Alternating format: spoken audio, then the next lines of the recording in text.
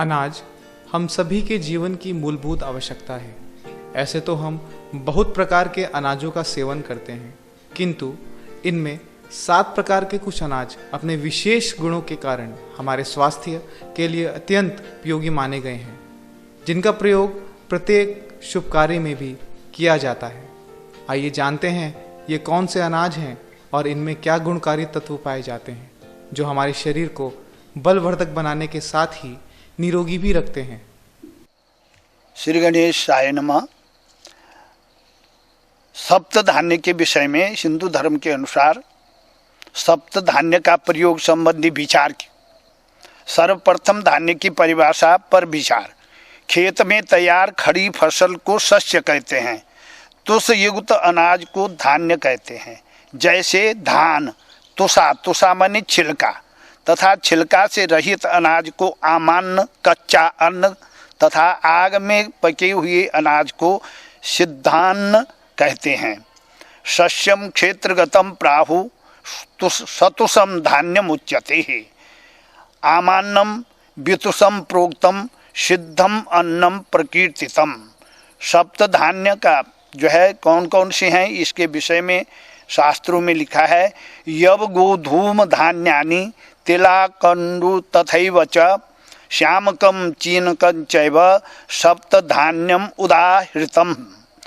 जैसे जौ, गेहूँ, धान, तिल और सांवा तथा चना ये सप्त धान्य कहलाते हैं। इसको शतान्वेषण मत में है।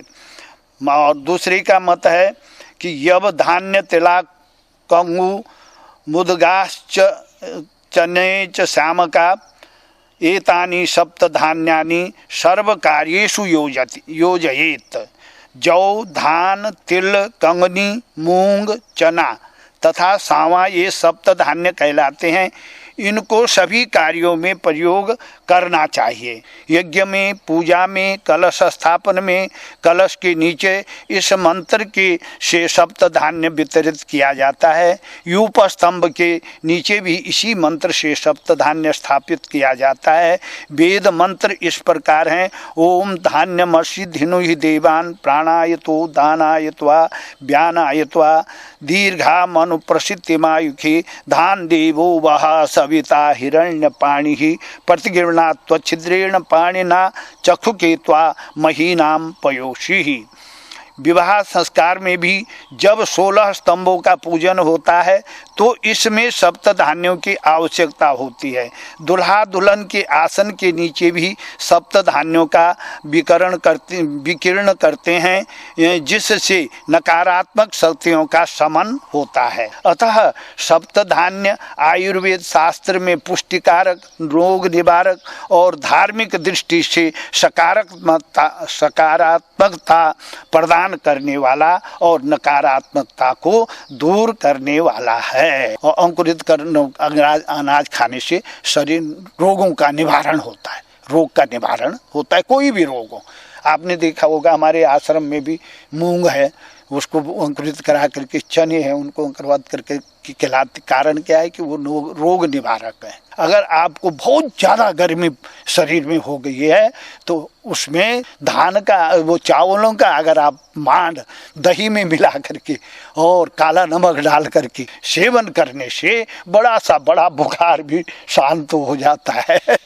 तो कौनी बहुत गर्म होती है, जैसे किसी को जो है क्या खसरा हो गया, खसरा के समय में यदि जो है कौनी को उबाल करके उसका रस पिलाया जाए तो जिसके अंदर की गर्मी है वो बाहर आ जाएगी और आदमी उस खसरे के प्रभाव से मुक्त हो जाएगा। और भी हैं, जैसे मूंग है।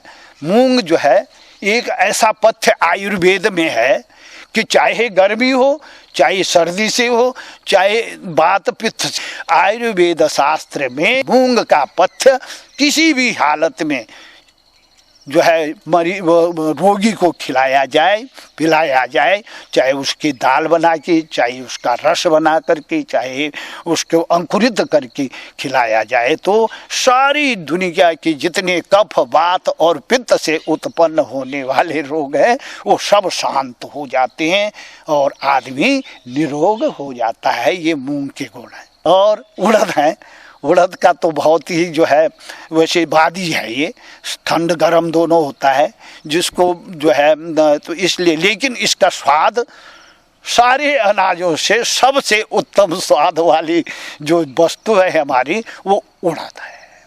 उड़द की दाल बनाइए आप, उसके साथ में जो है चावल खाई। लेकिन यह है, हाँ इसका थोड़ा बादी है, ये जो है गैस आदि का वो करता है, तो जिस आदमी को गैस है वो उड़द की दाल न खाए। बाकी अन्य अपने स्वाद के अनुसार उसका उपयोग किया जाता है। और जो है जिसको खाने की इच्छा ना हो, जिसकी भूख बंद हो, उसको उड़द की दाल और भात खिला दो, उसकी भोजन की इच्छा जागृत हो जाएगी। ये उड़द के गुण हैं। तो ये समझते हैं। सावा है, सावा जिसको हम झंगोरा भी कहते हैं और बारीक चावल भी कहते हैं, ये तो हमारे धार्मिक अनुसार जो है ये व्रत के उसमें जो है व्रत के दिन, उपवास के दिन का इसका जो है वो उपयोग करते हैं, उसमें फलाहार के रूप में ये आता है।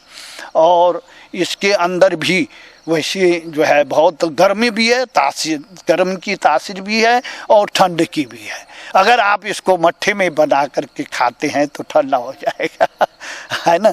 और अगर आप इसको दूध के साथ में बना करके खाते हैं तो गर्म हो जाएगा और हमारी अंदर की जो ऊर्जा शक्ति उसको जो है ये बढ़ाता है। तो इन औषधीय गुणों से सप्त धान्य शास्त्रों के अनुसार, हमारी धार्मिकता के अनुसार और आयुर्वेद के अनुसार, चिकित्सा पद्धति के अनुसार ये सब परिपूर्ण है, ये सप्त धान्य। इसलिए इसका उपयोग जितना अधिक से अधिक हो तो उससे जो है जीवन शुद्ध भी बनेगा और जो है जीवन के अंदर ऊर्जा भी, शरीर के अंदर ऊर्जा भी आएगी, नकारात्मक शक्तियों का जो है निषेध होगा, वो दूर भागेंगी और सकारात्मक शक्तियाँ हमारे अंदर प्रवेश करेंगी। इसी के साथ धन्यवाद बहुत बहुत। ओम शांति शांति।